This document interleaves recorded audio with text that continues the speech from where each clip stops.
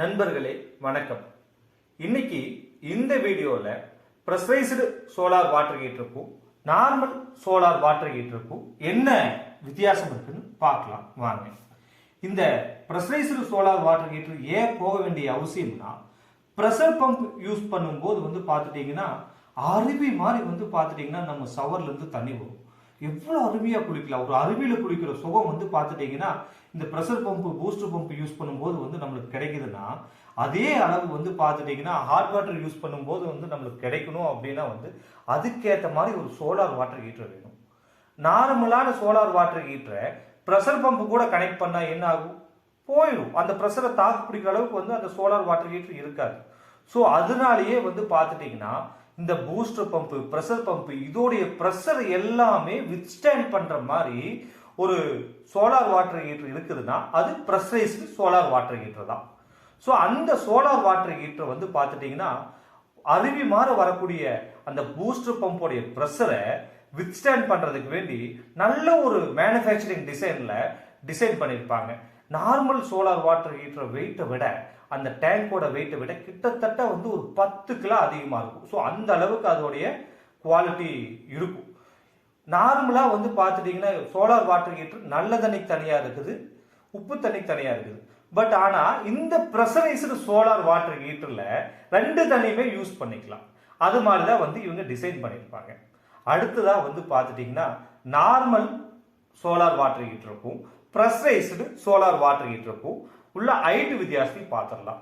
ரூஃப்ல இருந்து normal solar water ஹீட்டரோடைய height 3 அடி இருக்குதுன்னா, அதுவே ப்ரெஷரைஸ்டு சோலார் வாட்டர் ஹீட்டரோட அடி பார்த்தீங்கன்னா ரூஃப்ல இருந்து 4 அடி இருக்கும்.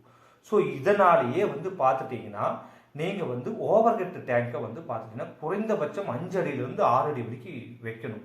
ஏன்னா ப்ரெஷர் பம்ப் நம்மளுக்கு எல்லா நேரத்திலையுமே வேலை செய்யும் அப்படின்னு இருந்தாலும் கூட கரண்ட்ங்கிறது சம்டைம்ஸ் இருக்காது. ஸோ அந்த மாதிரி சமயத்தில் வாட்டர் ஃப்ளோ புவியீர்ப்பு விசையை வச்சு தான் இயங்கும்.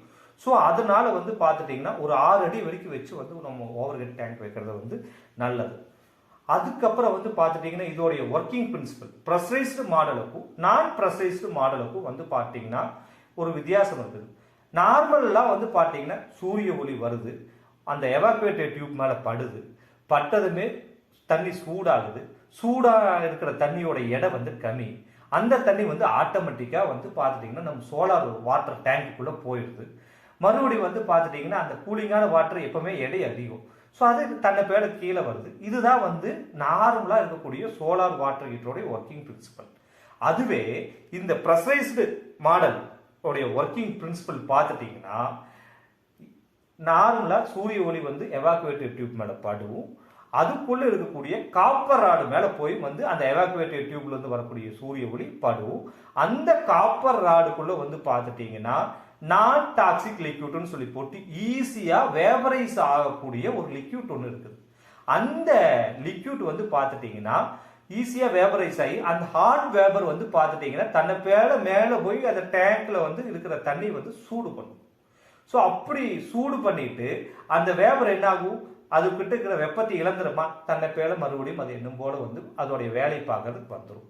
ஸோ இந்த மாதிரி தான் பார்த்துட்டீங்கன்னா ப்ரெஷரைஸ்டு சோலார் வாட்டருடைய ஒர்க்கிங் பிரின்சிபல் இருக்குது. அதுபோக இந்த ப்ரெஷரைஸ்டு சோலார் வாட்டர் ஹீட்டர்ல ரொம்ப அதிகமா ப்ரெஷர் வந்துச்சுன்னா அதை தாக்கு பிடிக்கணும் இல்லையா, அதுக்கு வேண்டி ப்ரெஷர் ரிலீஸ் வால்வு ஒன்று கொடுத்துருக்காங்க. அதிகமான ப்ரெஷர் வரும்போது அந்த ப்ரெஷரை அந்த ப்ரெஷர் ரிலீஸ் வால்வு ரிலீஸ் பண்ணி விட்டோம். அது மட்டும் இல்லாம நம்ம பபிள்ஸா நின்று எங்காவது வாட்டர் ஸ்டக் ஆகி நின்றுக்கும் இல்லையா, வேக்கம் கிரியேட் ஆகி. ஸோ அதை இது பண்றதுக்கு வேண்டி அரெஸ்ட் பண்றதுக்கு வேண்டி வேக்கம் ரிலீஸ் வால்வுன்னு ஒன்று கொடுத்துருக்காங்க. ஸோ அந்த வேக்கம் ரிலீஸ் வால்வு பார்த்துட்டீங்கன்னா வரக்கூடிய ஏதாவது வேக்கம் உண்டாச்சுன்னா அந்த வேக்கமை ரிலீஸ் பண்ணிடும். ஸோ இதுதாங்க இந்த ப்ரெஷரைஸ்டு சோலார் வாட்டர் ஹீட்டர். இதே பார்த்துட்டீங்கன்னா 100 லிட்டர் இருக்குது, 150 லிட்டர் இருக்குது, 200 லிட்டர் இருக்குது, 500 லிட்டர்ல கூட இருக்குது. ஸோ நம்ம அப்ளிகேஷனுக்கு நம்ம தேவைக்கு தகுந்த மாதிரி நாம இந்த சோலார் வாட்டர் ஹீட்டரை யூஸ் பண்ணிக்கலாம்.